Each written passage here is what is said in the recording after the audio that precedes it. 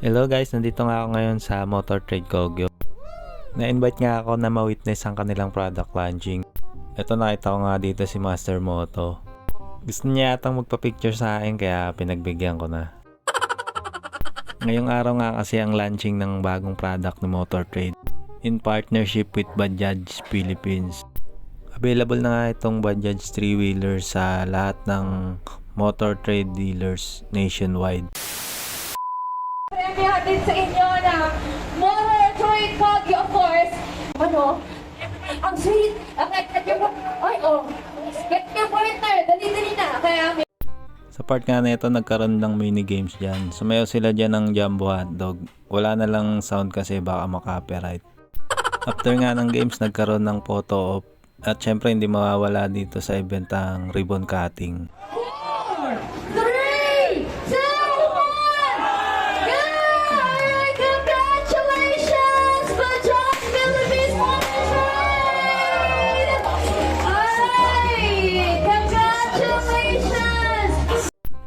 Sa part na to, isa na namang photo op. At syempre na-interview ko nga rin pala dito ang isang representative ng Tri-City Motor regarding sa kanilang product. Congratulations for quick interview lang. Ano pakiramdam sir na makapartner si Motor Trade na number 1 dealer ng motor sir?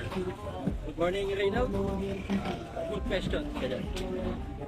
We are grateful to become a partner of Motor Trade, the number 1 motorcycle dealer in the Philippines.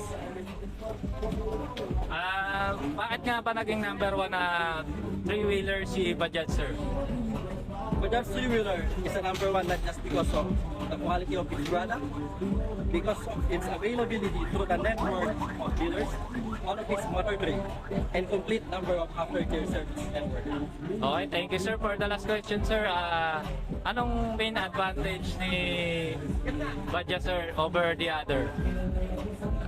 With over 100,000 total running units nationwide, because of its cost efficiency, brought about with the fuel injection system of its 198cc to 236cc.